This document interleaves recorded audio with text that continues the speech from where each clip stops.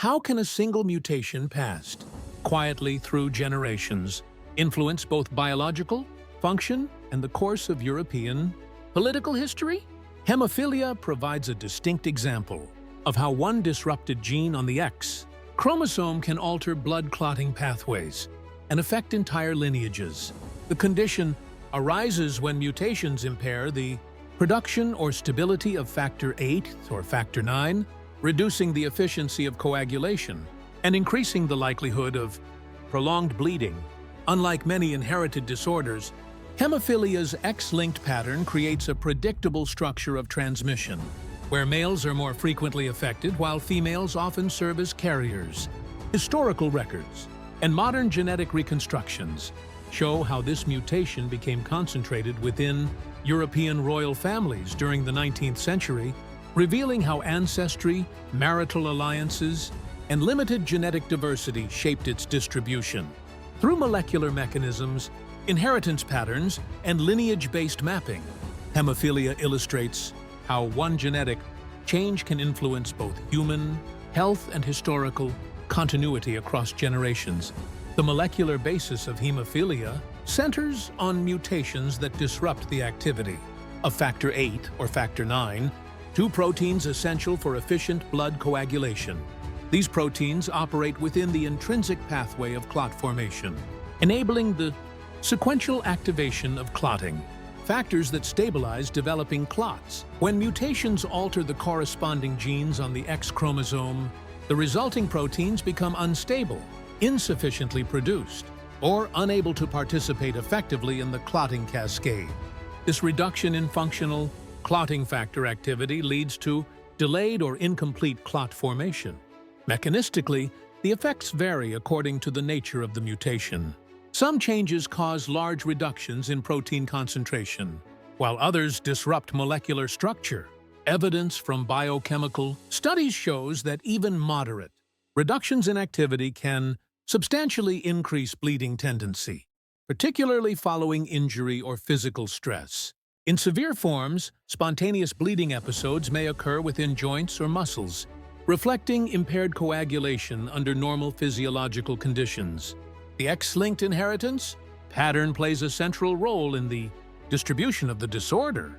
Males possessing a single X chromosome express the condition when they inherit the affected gene. Females with two X chromosomes are more often carriers, though some may exhibit mild symptoms due to variations in X chromosome inactivation. This predictable pattern explains why hemophilia frequently appears in male lineages, while transmission occurs silently through female ancestors.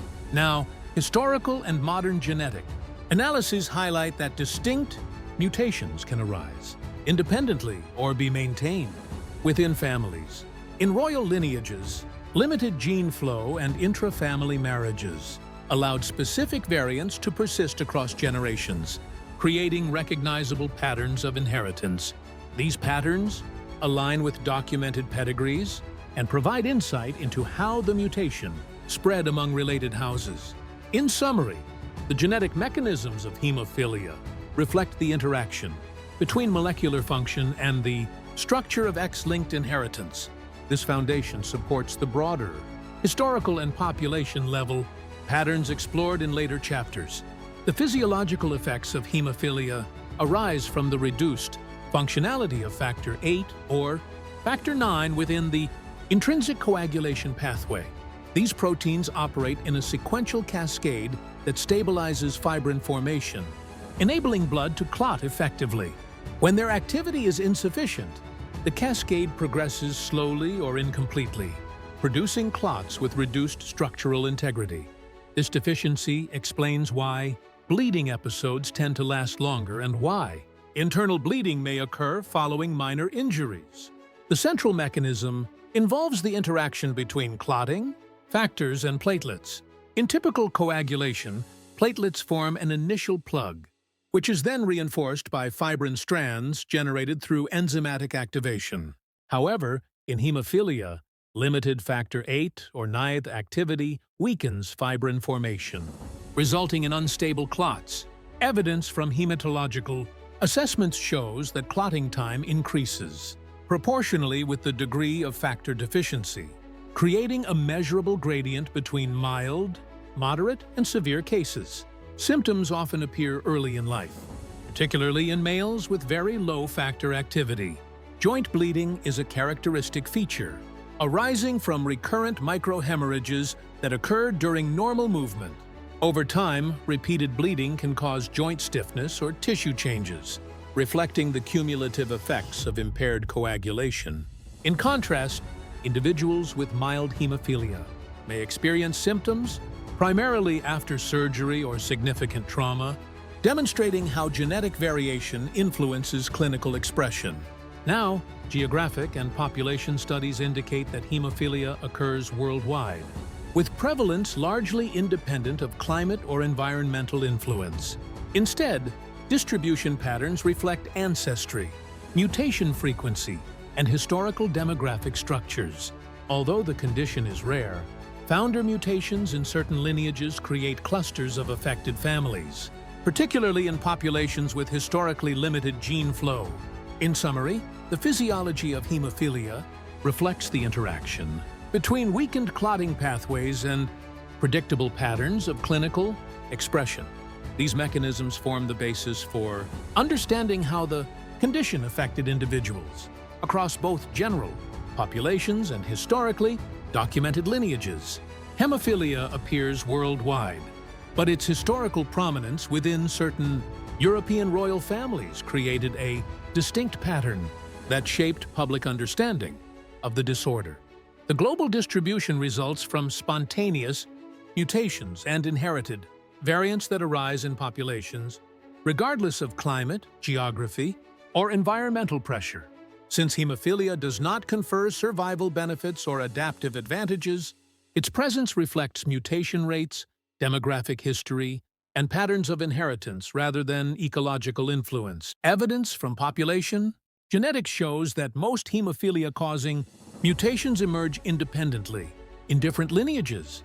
Sequencing studies document numerous variant forms of the factor VIII and factor IX genes, each corresponding to specific ancestral origins.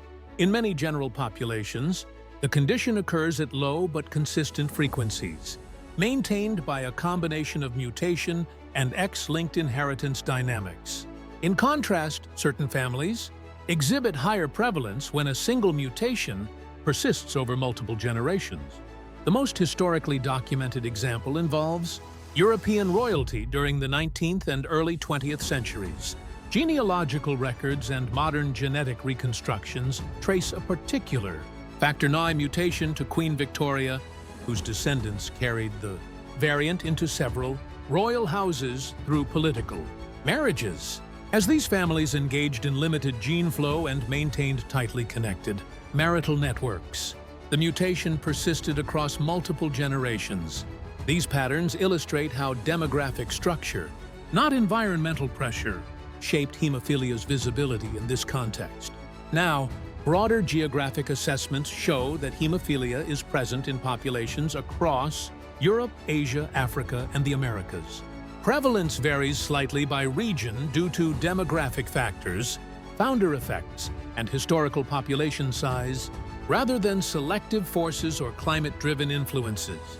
In summary, the distribution of hemophilia reflects a combination of genetic mutation, inheritance patterns, and the unique demographic history of specific lineages. These patterns help explain why the condition became particularly associated with European royalty despite its global presence. Hemophilia's persistence across populations reflects the combined influence of mutation frequency, founder effects, and demographic structure rather than adaptive processes. Because the condition does not provide a selective advantage, its continued presence results from new mutations that arise in the factor VIII or factor IX genes, along with the sustained transmission of existing variants. X-linked inheritance patterns contribute to this persistence by enabling mutations to pass silently through carrier females, allowing the condition to reappear across successive generations. Mechanistically, the high mutation rate of the factor VIII gene plays a central role. Evidence from molecular studies shows that this gene is particularly prone to inversion, events and point mutations, creating new variants even in populations without a historical record of the disorder. By comparison, factor IX mutations occur less frequently but follow similar inheritance dynamics once established within a lineage. Founder effects influence prevalence in smaller or more isolated populations.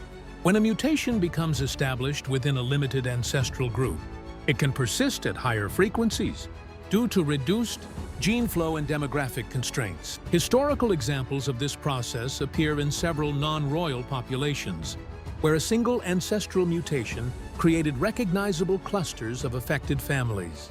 In European royalty, limited marital networks amplified the spread of a specific factor IX mutation, demonstrating how demographic structures, rather than environmental forces, shaped prevalence. Now, population expansion and migration influence how variants disperse.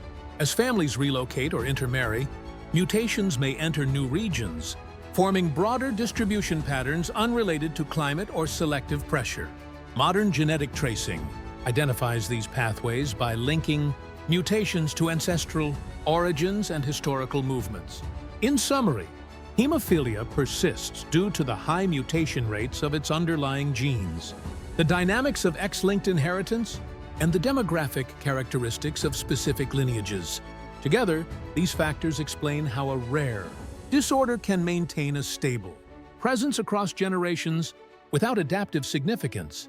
Modern research on hemophilia focuses on improving diagnostic accuracy, understanding mutation diversity, and developing treatments that can restore or replace deficient clotting factors. Advances in molecular genetics now allow precise identification of the underlying variant in the factor VIII or factor IX gene, supporting targeted clinical decisions. Sequencing technologies detect point mutations, deletions, and inversion events, enabling classification of severity and predicting inhibitor risk. This molecular detail enhances early diagnosis and guides long-term management strategies. Today, screening programs play a central role in clinical outcomes. Newborn testing and family-based genetic counseling allow early detection of affected individuals and carriers, providing opportunities for timely intervention. Evidence from population-level studies demonstrates that early diagnosis reduces bleeding complications and prevents joint damage through proactive treatment. In regions with established screening infrastructure, standardized protocols ensure consistent evaluation of clotting factor activity and genetic status. By comparison, areas with limited access to diagnostic tools often experience delayed recognition of the condition, influencing long-term health outcomes. Treatment approaches have advanced significantly. Recombinant clotting factor therapies remain the standard for managing bleeding episodes and preventing joint damage. Extended half-life formulations reduce dosing frequency, improving stability of clotting factor levels.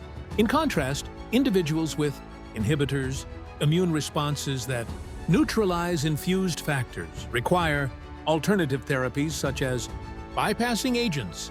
Emerging treatments, including gene therapy, aim to introduce functional copies of the affected gene, offering sustained increases in clotting factor activity. Early clinical results indicate promising outcomes, though long-term effects remain under evaluation.